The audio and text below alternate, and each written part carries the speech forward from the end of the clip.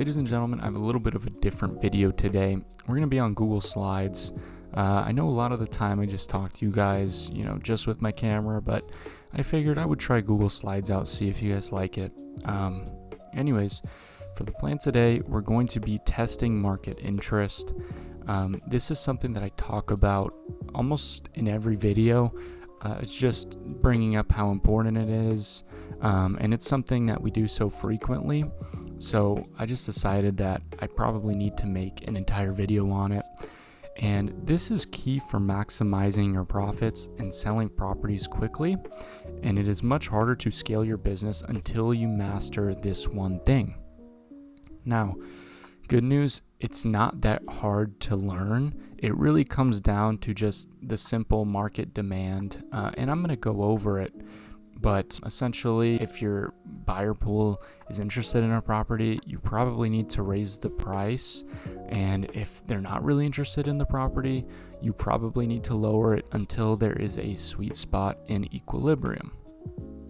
So, I have 4 reasons why you need to do this for pretty much every property you have. And number 1 is you have no reason not to. It takes 10 minutes to get up a listing. If you need pictures, just go on Google Maps or ask a neighbor to go get some pictures for you. You really have no excuses. And then the second one is check your price. If you get too much interest, raise your price. If you get too little interest, lower it. Find an equilibrium for a 30 to 90 day sell point to maximize your profits.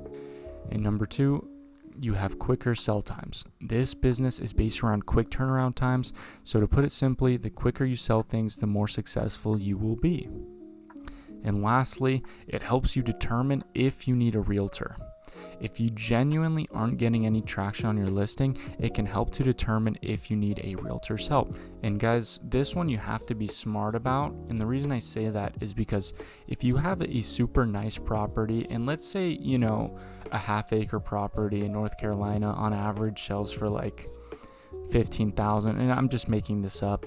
This isn't an exact stat, but regardless, let's say it's $15,000 just for the sake of the video, right? If you have in half an acre property that, comps are telling you it's worth 40, you're probably going to have a very hard time selling this off market. And you don't want to lower your price all the way to 15 grand because then you're just selling yourself short when you probably just need a realtor to help you.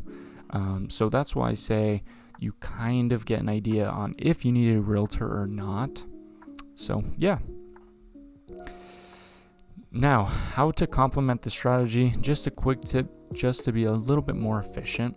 And so it's to find double close friendly title companies if your state allows for it.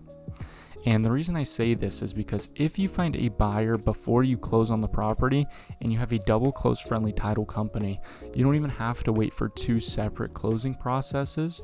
At that point, you can just facilitate a double close and it's just done a lot faster. And the reason that this is so important is because sometimes when you put up a sort of like fake listing, you can actually find a buyer before the property is actually in your name. So if you just have someone in your arsenal that can facilitate a double close for you, it's just a little bit more helpful and you just make money a little bit quicker. And now I want to move on to a real life example of too much interest.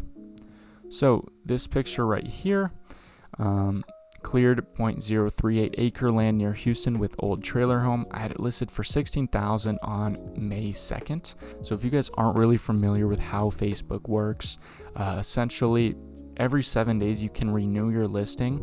And so if there's 3 days left, that means I only had it listed for 4 days and I had almost 11,000 clicks on the listing. So it had gotten this much clicks, and I had taken this screenshot when I actually found a buyer for it and we got it under contract.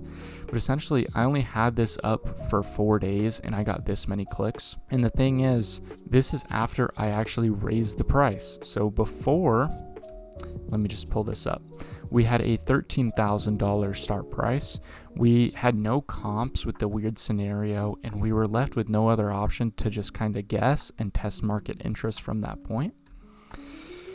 I had gotten a record 40 texts in under 2 hours, and our average is maybe like 5 to 12 per day, depending on the property. You can have some variance. But the reason that this was such a weird situation is because this is a big city where the land was located, and we actually did have a lot of just vacant land comps, but none like this. This property had an old trailer home on it. It's kind of hard to see, but it has a fence right here that it can close. It also has a huge cleared out section, so there's some value adds, kind of depending on how you look at it. Some people might not like this old trailer home, but it seems like a lot of people did based on how many texts I had gotten. Like I said, I got 40 texts in under 2 hours. I've never gotten that much traction ever. So before the second hour even finished, I had already raised the price up $3,000 to $16,000. Texts slowed down, but not too much. I definitely wasn't getting like 20 texts an hour, but I was getting like a couple an hour, which is still a lot, honestly. I probably would have done 18,000 at the next step, but the situation was we got it under contract in 4 days, and I really wanted to find a buyer for this quickly because the people we were getting this from knew we were going to double close on it and just collect the difference. But I just wanted to find someone as fast as possible because they kind of wanted some really quick money. And at the time, I didn't know if this was something we wanted to buy just because it was just a weird parcel. It would cost a lot of money to get this removed if no one was interested in it. But yeah, just an example of testing market interest, and it's an example of where we got too much interest and we actually raised the price $3,000. And so here is another real life example of not getting enough interest, plus a little story time around it. I had a property across the lake I was actually looking to sell on Facebook Marketplace. So this is me. And then I get a text from Jim. So Jim tells me, "Hi, I have a lot out in Ivanhoe that I'm looking to sell. Any chance that you are also buying?" So I tell him, "Yes, Jim, I buy and I sell. Shoot over any info and I can take a look." And so then he sends me his Zillow listing. So I was under the impression he's probably just going to send me like his parcel ID or an address, but I guess he actually already had it listed on Zillow. And so I was trying to see how much he wanted for it, like why he's trying to sell, what deed he has, just kind of some general information. And I had to assume that he was desperate because he had this listed for $25,000 on the MLS, and he wanted a deep discount, so he just wanted some quick money.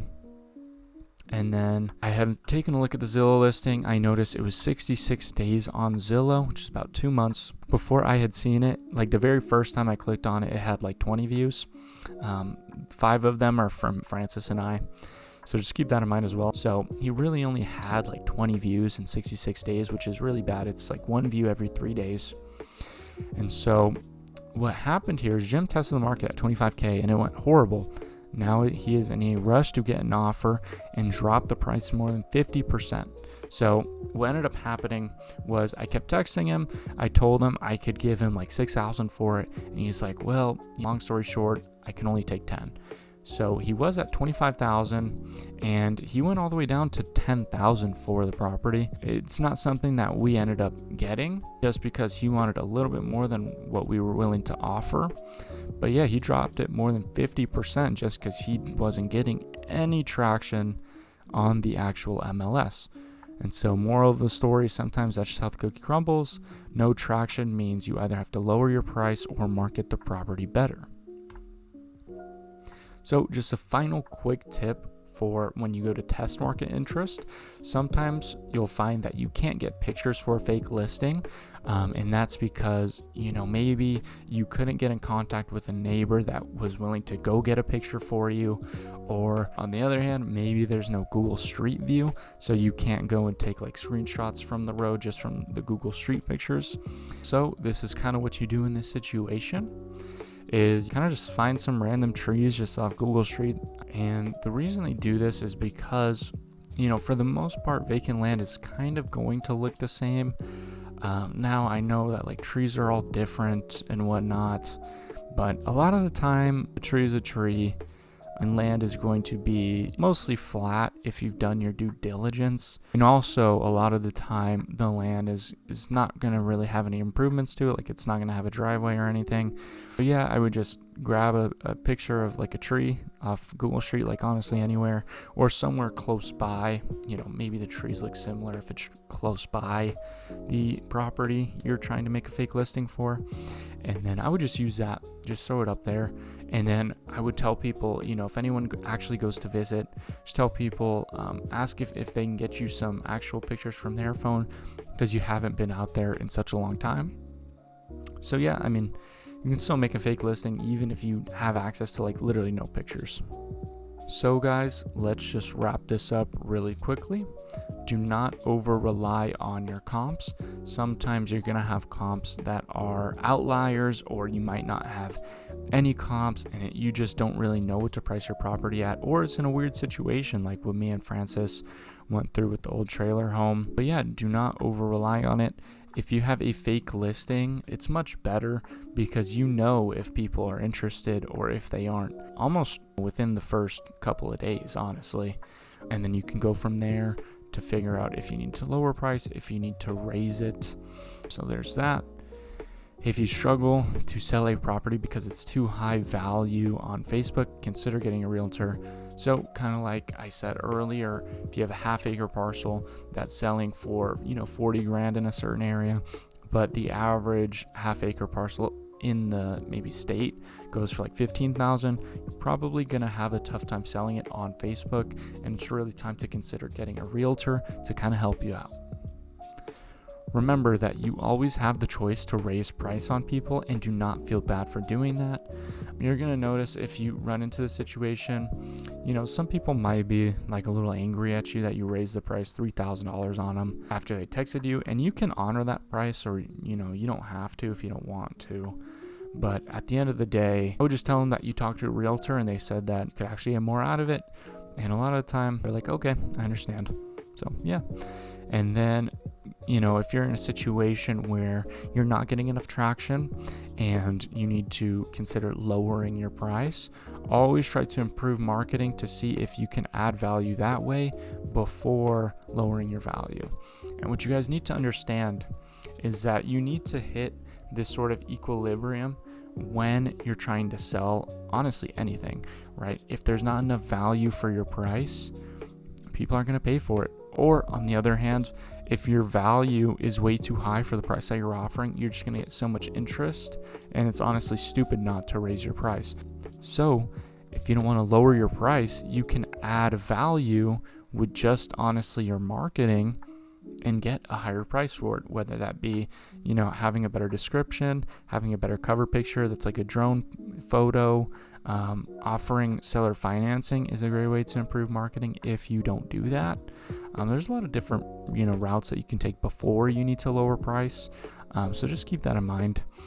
And then the last thing I wanted to touch on that's also related to this is that you can't always rely on comps, because me and Francis, we actually sell things honestly a lot higher than market value because our marketing is so much better than everyone else's, right? So that's also why you can't rely on comps, because our marketing is so good that we might be able to squeeze out an extra couple $1,000s from an area.